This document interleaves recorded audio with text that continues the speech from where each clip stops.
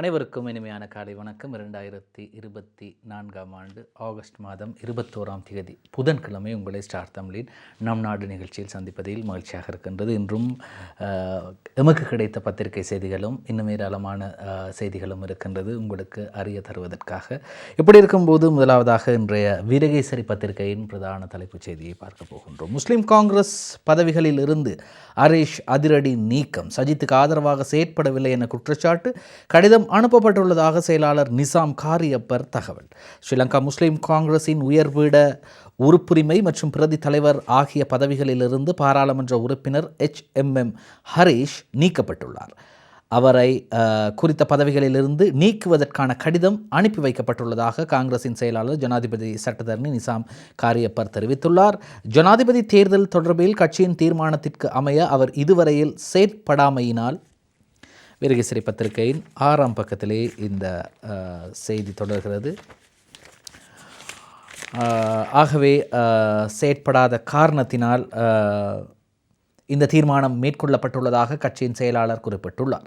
கடந்த ஆகஸ்ட் 4ஆம் தேதி ஸ்ரீலங்கா முஸ்லிம் காங்கிரஸ் உயர்பீடம் ஒன்று கூடி இம்முறை ஜனாதிபதி தேர்தலில் எதிர்க்கட்சித் தலைவர் மற்றும் ஐக்கிய மக்கள் சக்தியின் தலைவருமான பாராளுமன்ற உறுப்பினர் சஜித் பிரேமதாசவுக்கு எங்களுடைய முழுமையான ஆதரவை வழங்க வேண்டும் என்ற ஏகமனதாக தீர்மானித்தோம். அந்த கூட்டத்தில் பாராளுமன்ற உறுப்பினர் HMM ஹரீஷும் கலந்து கொண்டார். அவரும் அவருடைய கருத்தை தெரிவித்திருந்தார். அனைவரின் கருத்தையும் கேட்டறிந்த பின்னரே அந்த முடிவு மேற்கொள்ளப்பட்டது. அதன் பின்னர் சஜித் பிரேமதாசவின் தேர்தல் பிரசாரம் சம்பந்தமாக கட்சியின் பாராளுமன்ற குழு கூட்டம் 2024 ஆகஸ்ட் 16ஆம் தேதி தலைவரின் தலைமையில் கூட்டப்பட்டது. அக்கூட்டத்தில் கட்டாயமாக எல்லா பாராளுமன்ற உறுப்பினர்களும் கலந்து கொள்ள வேண்டும் என்று அறிவிக்கப்பட்டிருந்தது. இருந்தும் பாராளுமன்ற உறுப்பினர் HMM ஹரீஷ் அதில் கலந்து கொள்ளவில்லை. அது மாத்திரமல்லாமல் அன்றிலிருந்து இன்று வரை சஜித் பிரேமதாசவின் எந்த ஒரு தேர்தல் பிரசாரத்திலும் ஈடுபடுவதை தொடர்ச்சியாக அவர் தவிர்த்து வந்தார். இந்த நிலையில்தான் இந்த முடிவு எடுக்கப்பட்டது. அதாவது கட்சியிலிருந்து அதிரடியாக நீக்கப்பட்டார். இப்படிதான், அதாவது ஒரு கட்சியிலிருந்து இன்னும் ஒரு கட்சிக்கு சென்றவர்கள் உடனடியாக நீக்கப்படுகின்றார்கள். உதாரணத்திற்கு 2 வருடங்களுக்கு பிறகு ஆனாலும் கூட மனுஷ நாணயக்கார, அதே போன்று அரைன் பெர்னாண்டோ ஆகியோர் நீக்கப்பட்டார்கள். கடந்த 2 நாட்களுக்கு முதல் வேலுக்குமார் நீக்கப்பட்டார்.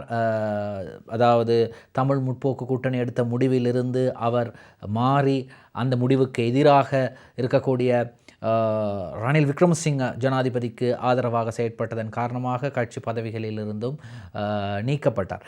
ஆனால் நாங்கள் நினைக்கலாம், அப்படி என்றால் இன்னும் ஏன் 90க்கும் அதிகமான பாராளுமன்ற உறுப்பினர்கள் இதுவரை கட்சியிலிருந்து நீக்கப்படவில்லை? ஸ்ரீலங்கா பொதுஜன பெரமுன கட்சியில் இருக்கக்கூடிய 90க்கும் மேற்பட்ட பாராளுமன்ற உறுப்பினர்கள் தற்போது சுயாதீன வேட்பாளராக சிலிண்டர் சின்னத்தில் போட்டியிடும் ரணில் விக்ரமசிங்கவை ஆதரிக்கின்றார்கள். ஆனால் அவர்களுடைய கட்சி சார்பிலே தேர்தலில் போட்டியிடுகின்றார் நாமல் ராஜபக்ச. அவருக்கு ஆதரவளிக்காமல் ரணில் விக்ரமசிங்கவுக்கு ஆதரவளிக்கிறார்கள். ஆனால் இதுவரை அவர்களுக்கு எதிராக எந்த ஒழுக்காற்று நடவடிக்கையும் எடுக்கவில்லை. காரணம், அவ்வாறு எடுத்தால் கட்சியில் உள்ள அனைவரையும் வெளியேற்றினால் அப்படி ஒரு கட்சியே இல்லாமல் போய்விடும் என்ற பயத்தின் காரணமாக, என்ற அச்சத்தின் காரணமாக இதுவரை ஸ்ரீலங்கா பொதுஜன பெரமுனவின் எந்த ஒரு பாராளுமன்ற உறுப்பினருக்கும் ஒழுக்காற்று நடவடிக்கை எடுக்கவில்லை. ஆனால் இருவர் போனதற்கே சாகர காரியவசம். ஸ்ரீலங்கா பொதுஜன பெரமுனவின் பொதுச் செயலாளர் ஒரு முறை கூறினார், இவர்களுக்கு எதிராக ஒழுக்காற்று நடவடிக்கை எடுப்போம் என்று கூறினார். இப்பொழுது 90 பேர் ரணில் விக்ரமசிங்கவின் பக்கத்தில் இருக்கிறார்கள். எனவே அவர்களுக்கு எதிராக இதுவரை எந்த நடவடிக்கையும் எடுக்கவில்லை, எடுக்கவும் முடியாது. ஜனாதிபதி ரணில் விக்ரமசிங்க அவர்கள் ஸ்ரீ தலதா மாளிகாவின் ரந்தோலி பெரேராவை பார்த்து அந்த ஆசையை பெற்றுக்கொண்டார். கண்டி ஸ்ரீ தலதா மாளிகை வருடாந்த எசல பெரேராவின் இறுதி ரந்தோலி பெரேராவை நேற்று முன்தினம் திங்கட்கிழமை ஜனாதிபதி ரணில் விக்ரமசிங்க முதல் பெண்மணியுடன் கண்டுகளித்த போது எடுக்கப்பட்ட படம் இன்றைய தினக்குரல் பத்திரிகையிலே வீரகேசரி பத்திரிகையிலே வெளியாகி இருக்கின்றது. அதே போன்று இன்றைய தினகரன் பத்திரிகையிலும் ஏராளமான புகைப்படங்கள் வெளியாகி இருக்கின்றது. இந்த வரலாற்று சிறப்புமிக்க இந்த நிகழ்வை கண்டுகளிப்பதற்காக வெளிநாடுகளில் இருந்தும் இலங்கையிலிருந்தும் ஏராளமான பக்தர்கள் வந்திருந்தார்கள் கண்டிக்கு. அவர்களின் ஒருவருக்கு ஒரு ஆசனத்தை, அதாவது பாதையிலே ஒரு பிளாஸ்டிக் கதிரையிலே அமர்வதற்காக 50,000 ரூபாய் கோரப்பட்டிருக்கின்றது. இதுக்கும் இந்த 50,000 ரூபாய் கோரப்பட்டதற்கும் கண்டி மாநகர சபைக்கும் எந்தவித தொடர்பும் இல்லை என்று மாநகர சபை ஆணையாளர் கூறியிருந்தார். ஆனால் அதற்கு பிறகு அது கண்டுபிடிக்கப்பட்டு தடுக்கப்பட்டது. அதாவது வெளிநாடுகளிலிருந்து வருபவர்களுக்கு உங்களுக்கு இந்த இடத்தில் இருந்து உட்கார்ந்து பார்க்க வேண்டுமா, ஒரு நாட்காலிக்கு 50,000 ரூபாய் அறவிடப்படும் ஒரு மாஃபியா தடுக்கப்பட்டது. எது எப்படியோ இப்படி இருக்கும்போது அரசியல் கட்சிகள் அமைப்புகளுடன் சஜித் ஒரு ஒப்பந்தத்தை மேற்கொண்டிருக்கின்றார். எதிர்க்கட்சித் தலைவர் சஜித் பிரேமதாசவுக்கும் அரசியல் கட்சிகள் மற்றும் சிவில் அமைப்புகள் சிலவற்றுக்கும் இடையில் புரிந்துணர்வு ஒப்பந்தம் கையெழுத்திடப்பட்டுள்ளது. ஐக்கிய மக்கள் கூட்டணியின் பங்காளி கட்சிகள் உள்ளிட்ட தரப்பினரின் பங்கேற்புடன் நேற்று செவ்வாய்க்கிழமை பத்திரமுள்ள வாட்டர்செட்ஜ் ஹோட்டலில் இந்த புரிந்துணர்வு ஒப்பந்தம் கையெழுத்திடும் நிகழ்வு இடம்பெற்றது. அரசியல் கட்சிகள், கலைஞர்கள், சிவில் அமைப்புகள், ஓய்வு பெற்ற இராணுவத்தினர், சமூக சேவையாளர்கள், இப்படி பலர் இன்னும் இருக்கிறாங்க. அது வாசித்து கொண்டே போகலாம் யார் யாரெல்லாம் இருக்கிறாங்கன்னு சொல்லி. வீரகேசரி பத்திரிகையின் 6ஆம் பக்கத்திலே யார் யாரெல்லாம் இந்த நிகழ்வில் கலந்து கொண்டார்கள் என்றும் மற்றும் தொழிற்சங்க தலைவர்கள் உள்ளிட்ட தரப்பினருடன் இந்த ஒப்பந்தம் கையெழுத்திடப்பட்டது. இந்நிகழ்வில் ஐக்கிய தேசிய கட்சியின் தேசிய அமைப்பாளர் மன்னிக்கவும், இதிலே ஒரு அச்சு பிழை இருக்கிறது. அதாவது இந்நிகழ்வில் ஐக்கிய மக்கள் சக்தியின் என்று வர வேண்டும், ஆனால் இங்கே ஐக்கிய தேசிய கட்சியின் தேசிய அமைப்பாளர் திஸ்ஸா அத்தநாயக்க என்றும் பொதுச் செயலாளர் ரஞ்சித் மத்தும பண்டார, அதே போன்று சுதந்திர மக்கள் காங்கிரஸ் தலைவர் டாலஸ் அலப்பெரும, பேராசிரியர் ஜிஎல் பீரி, சுதந்திர கட்சியின் பொதுச் செயலாளர் தயாசிரி ஜெயசேகர, தமிழ் முற்போக்கு கூட்டணியின் தலைவர் மனோ கணேசன் உள்ளிட்ட பலரும் கலந்து கொண்டிருந்தது குறிப்பிடத்தக்கது. அப்போ ஒரு யோசனை ஒன்று வருது, ஏன் இப்போ அடிக்கடி புரிந்துணர்வு ஒப்பந்தங்கள் கைச்சாத்திடப்படுகின்றது என்றால், முதலாவதாக ஒரு ஒப்பந்தம் கைச்சாத்திடப்பட்டது, அது சுகதிதாச உள்ளரங்கில் 8ஆம் தேதி. அதற்கு பிறகு ஒரு ஒப்பந்தம் கைச்சாத்திடப்பட்டது, அது தயாசிரி ஜெயசேகரவுடன் தனிப்பட்ட ரீதியிலும், ரிஷாட் பதூர்தீனுடன் தனிப்பட்ட ரீதியிலும், மனோ கணேசனுடன் தனிப்பட்ட ரீதியிலும், ரவுஃப் ஹக்கீமுடன் தனிப்பட்ட ரீதியிலும், இப்படி ஒவ்வொருவருடைய கட்சிகள் சார்பில் தனிப்பட்ட ரீதியில் ஒப்பந்தங்கள் கைச்சாத்திடப்பட்டு இறுதியாக இன்னும் இது இறுதி என்று சொல்ல முடியாது, இன்னமும் ஒப்பந்தங்கள் கைச்சாத்திடப்படலாம் விரைவில். அதையும் நாங்கள் உங்களுக்கு அறியத்தர காத்திருக்கின்றோம். இன்னும் இப்பொழுது இப்போ அரசியல் கட்சிகள், அமைப்புகள், கலைஞர்கள், தொழிற்சங்கங்கள், இராணுவத்திலிருந்து ஓய்வு பெற்றவர்கள், இப்படி அனைவரும் சேர்ந்து கொண்டிருக்கும்போது இன்னமும் சேர இருக்கின்றார்கள். அப்போது இன்னும் சில ஒப்பந்தங்கள் கைச்சாத்திடப்படும். அதையும் பத்திரிகைகளில் செய்தியாக வரும்போது உங்களுக்கு தர நாங்கள் தயாராக இருக்கின்றோம். ஒரு வருடத்தில் நீக்க வேண்டும், யாரை, எதற்கு, ஏன்? இம்முறை ஜனாதிபதி தேர்தலில் போட்டியிடும் சகல வேட்பாளர்களும் தாம் வெற்றியடையும் பட்சத்தில் ஆட்சி பீடமேறி ஒரு வருட காலத்துக்குள் நிறைவேற்று அதிகார ஜனாதிபதி முறைமையை முற்றாக இல்லாதொழிப்பதாக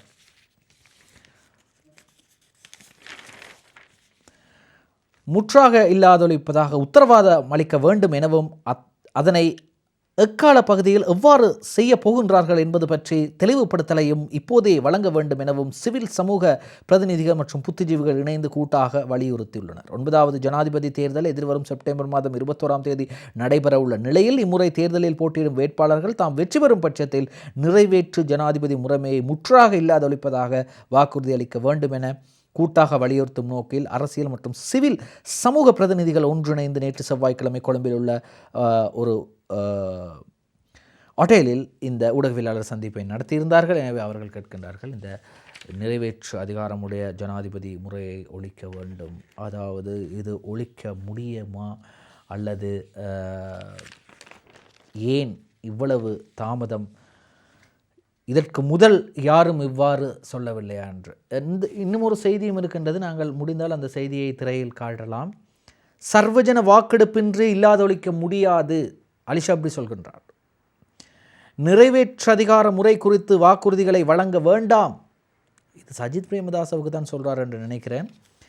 நிறைவேற்று அதிகார ஜனாதிபதி முறைமையை இல்லாதொழிப்பதானது அரசியலமைப்பின் 3வது மற்றும் 4வது சரத்துக்களில் நேரடி தாக்கத்தை ஏற்படுத்தும் எனவும், எனவே உயர் நீதிமன்றத்தின் வியாக்கியானப்படி அதனை செய்வதற்கு சர்வஜன வாக்கெடுப்பு அவசியம் எனவும் வெளிவிவகார மற்றும் நீதி அமைச்சர் அலிஷாப்ரி தெரிவித்தார். நிறைவேற்று ஜனாதிபதி முறைமையை நீக்குவதாக சஜித் பிரேமதாச தலைமையிலான ஐக்கிய மக்கள் சக்தி மற்றும் அனுரகுமார தலைமையிலான தேசிய மக்கள் சக்தி என்பன வாக்குறுதிகள் அளித்திருக்கின்றன. இது குறித்து அமைச்சர் அலிஷாப்ரி அவரது உத்தியோகபூர்வ எக்ஸ் தளத்தில் செய்திருக்கும் பதிவில் குறிப்பிட்டிருக்கின்றார். தயவு செய்து இப்படி சொல்லாதீங்க, சர்வஜன வாக்கெடுப்பின்றி இல்லாதொழிக்க முடியாது, நிறைவேற்று அதிகார முறை குறித்து வாக்குறுதிகளை வழங்க வேண்டாம் என்று நீதி அமைச்சராக இப்பொழுது அவர்தான் இருக்கின்றார். விஜயதாச ராஜபக்சவின் நீதி அமைச்சையும் அலிஷாப்ரி அவர்கள் தான் பார்க்கிறார். ஜனாதிபதி சட்டத்தரணி அலிஷாப்ரி அவர்கள் சொல்கிறார், வாக்குறுதிகளை வழங்க வேண்டாம், அதற்கு சர்வஜன வாக்கெடுப்பு அவசியம். அரசியலமைப்பின் 3வது மற்றும் 4வது சரத்துக்களை நேரடியாக தாக்கத்திற்குட்படுத்தக்கூடிய விடயம்தான் இந்த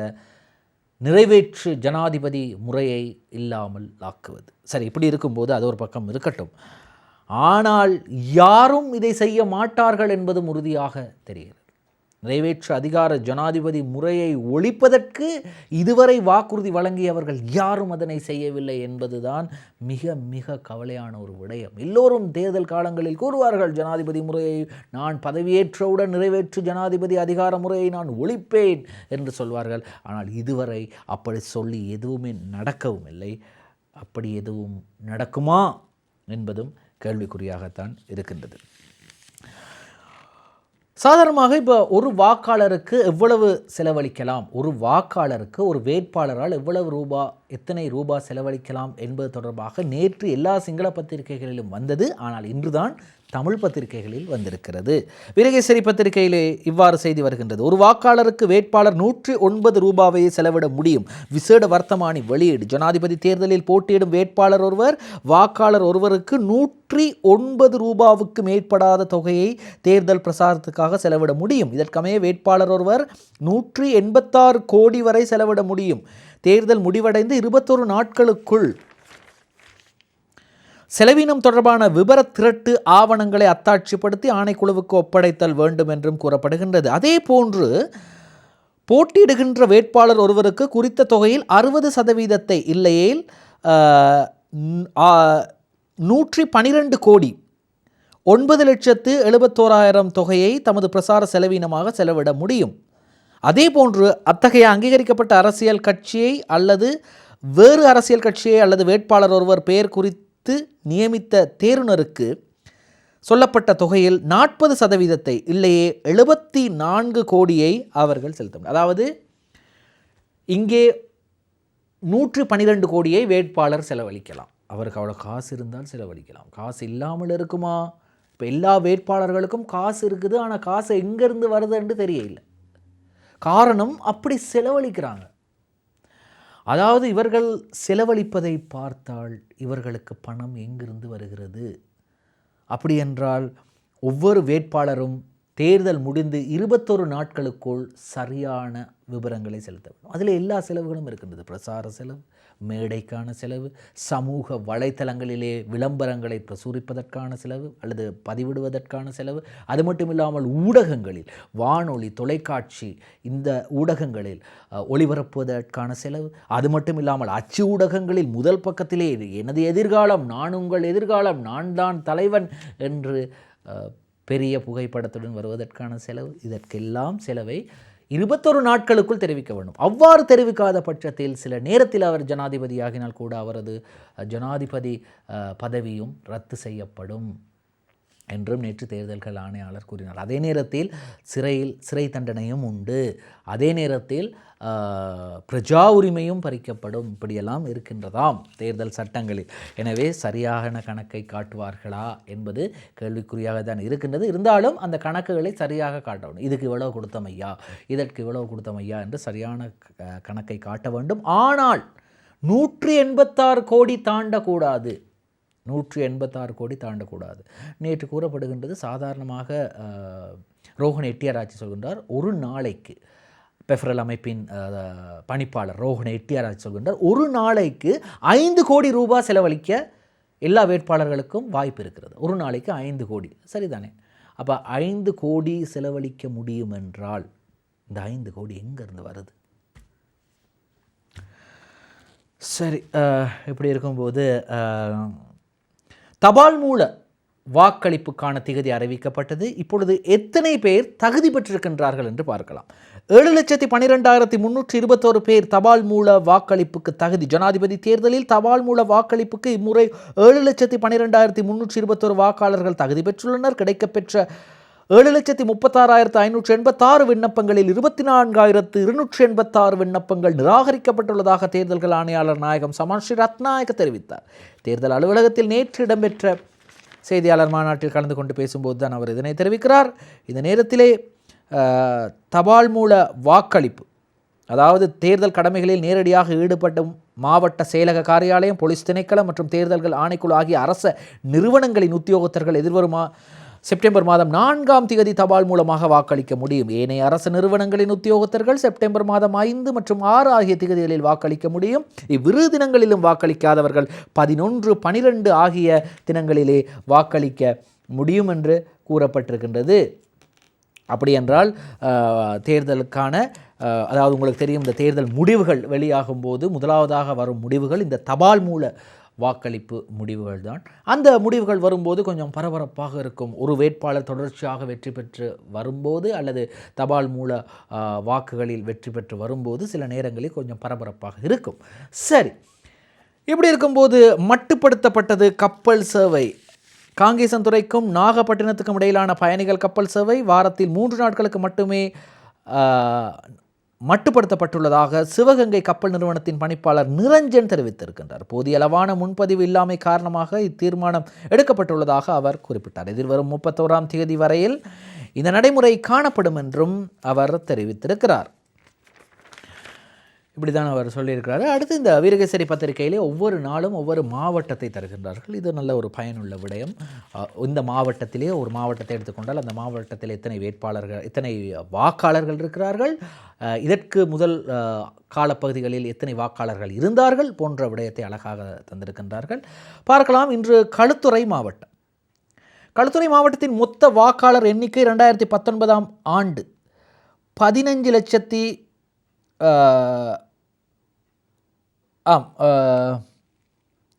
களுத்துறை மாவட்டத்திலே 15 லட்சமாக இருந்திருக்கின்றது. அதே போன்று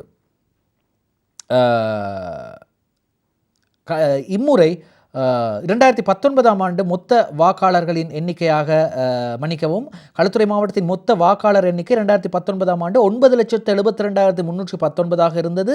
அதே போன்று 2024ஆம் ஆண்டு தேர்தலில் அது 10,24,244 மாறி இருக்கின்றது.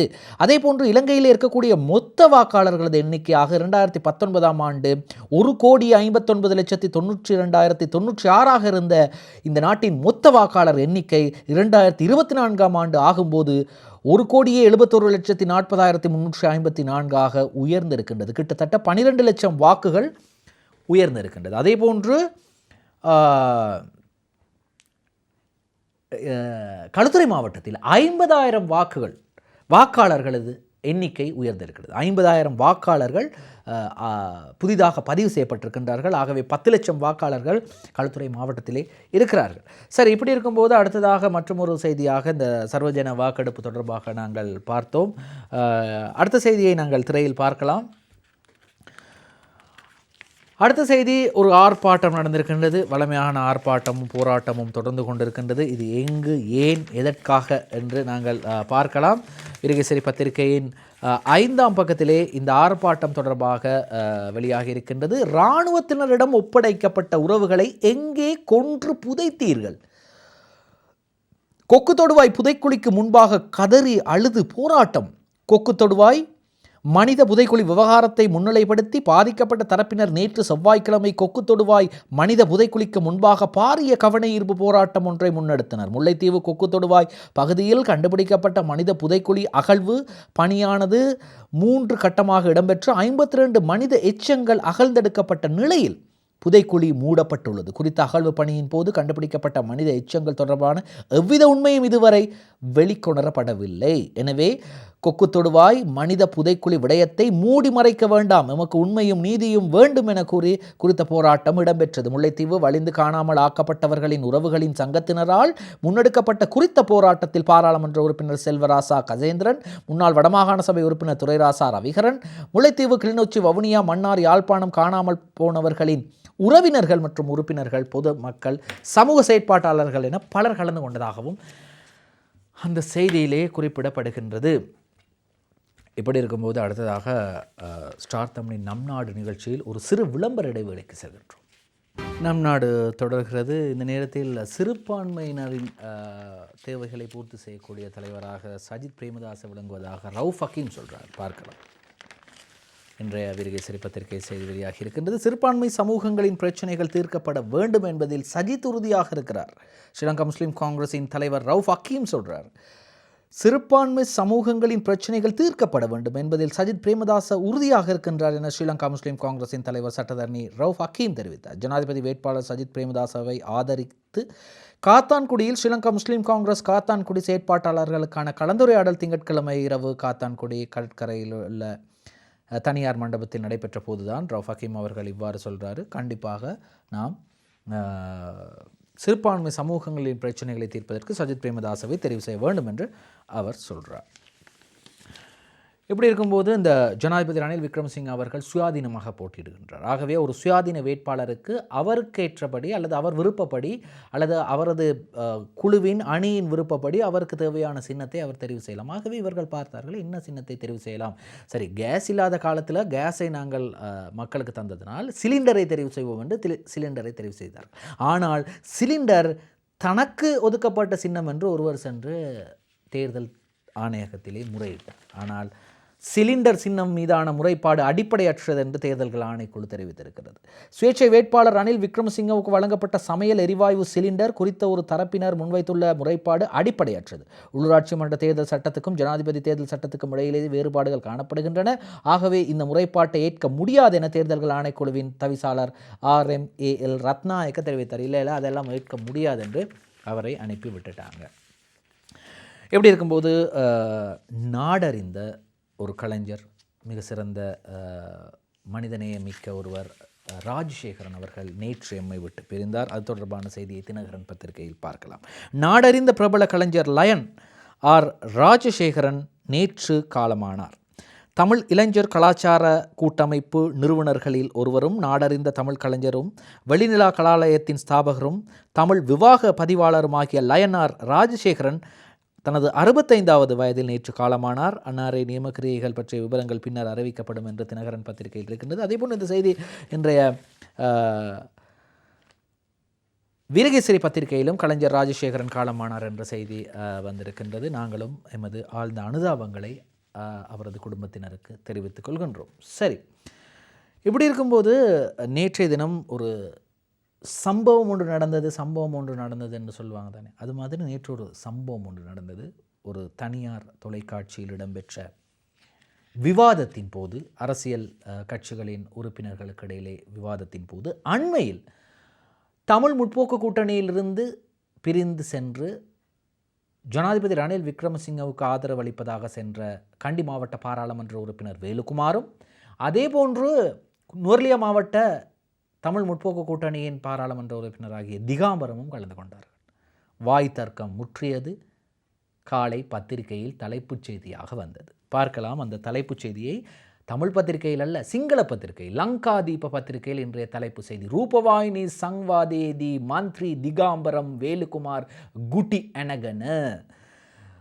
ரூபவாகினி அல்லது தொலைக்காட்சி விவாதத்தில் மந்திரி திகாம்பரமும் அதே போன்று வேலுக்குமாரும் அடித்து முட்டி சண்டையிட்டு கொண்டனர். ஆனால் முதலாவதாக தாக்கியவர் வேலுக்குமாரை தாக்கியவர் திகாம்பரம் அவர்கள்தான். வளமையாக ஒரு கண்ணாடி கோலை இருக்கும், அதை எடுத்து அடிக்க முயற்சித்தார். சரி, எது எப்படியோ அடுத்ததாக இன்றைய அத பத்திரிகையின் பிரதான செய்தியை பார்க்கலாம். கேலிய அத்துலு தியாக் வந்தி, அதாவது கேலிய ரம்புக்வெல்ல அவர்களுக்கும் அதே போன்று அவரிடம் நட்டையீடு கோரியிருக்கின்றார்கள். 30 கோடி நட்டையீடு கோரியிருக்கின்றார்கள். காரணம், கண் பார்வை இழந்த சிலர் நட்டையீடு கோரியிருக்கின்றார்கள். தங்களது கண் பார்வை இழந்ததற்கான காரணம் தரமற்ற மருந்துகளால் என்ற செய்தி இன்றைய அத பத்திரிகையிலே வெளியாக இருக்கின்றது. அடுத்ததாக இன்றைய திவைன பத்திரிகை இருக்கின்றது. தினமின பத்திரிகையை பார்க்கலாம். தினமின பத்திரிகையில் போட்டுவ மந்திரிகின் நவ பக்ஷயாக், அதாவது ரணில்ட சாயதென போட்டுவ மந்திரிகின் நவ பக்ஷயாக், அதாவது மஹிந்த ராஜபக்சவிடம் இருந்து பிரிந்து சென்று ரணில் விக்ரமசிங்கவுக்கு ஆதரவு தெரிவிக்கும் பாராளுமன்ற உறுப்பினர்கள் ஒரு கட்சியை ஆரம்பிக்க இருக்கின்றார்கள் என்ற செய்தி வந்திருக்கின்றது. அடுத்ததாக இன்றைய திவைன பத்திரிகையை பார்க்கலாம். திவைன பத்திரிகையில் வேலுசா திகாசா பழனிசா வேலு குட்டி ஓமார்வாக் குட்டிபேட்ட ஓமார்வாக் என்று இன்றைய திவைன பத்திரிகையிலும் அந்த செய்தி வந்திருக்கின்றது. ஓங்கி அடித்தா 1 டொன் வெயிட்டடா என்பது போல திகாம்பரம் அடிக்கும் அந்த காட்சி வந்திருக்கிறது. சரி, அடுத்ததாக இன்று இன்னும் ஒரு திவைன பத்திரிகையில் செய்தி ஒன்று வந்திருக்கின்றது. இது கொஞ்சம் கவலையான ஒரு செய்தி தான். டிப்பரே கேட்டி மரணய சிதூனா பைசிக்கலே பெரலுனே போலீஸிய அதாவது காலால் ஏற்றியிருக்கின்ற, அதாவது 3 இளைஞர்கள் தங்களது பைக்கில் மோட்டார் சைக்கிளில் பிரதான வீதிக்கு வந்திருக்கின்றார்கள். 3 பேருமே ஹெல்மெட் இல்லாமல், அதாவது 3 பேர் செல்வதே தவறு மோட்டார் சைக்கிளில், ஆனால் 3 பேர் வந்திருக்கின்றார்கள். ஹெல்மெட் இல்லாமல் வந்திருக்கின்றார்கள், தலைக்கவசம் இல்லாமல் வந்திருக்கின்றார்கள். போலீஸார் நிறுத்தி இருக்கின்றார், இவர்கள் நிறுத்தவில்லை.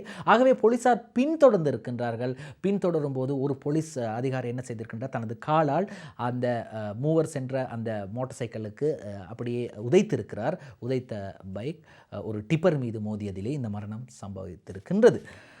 சரி, அடுத்ததாக இன்றைய மௌபிம பத்திரிகையின் பிரதான தலைப்புச் செய்தியை பார்க்கலாம்.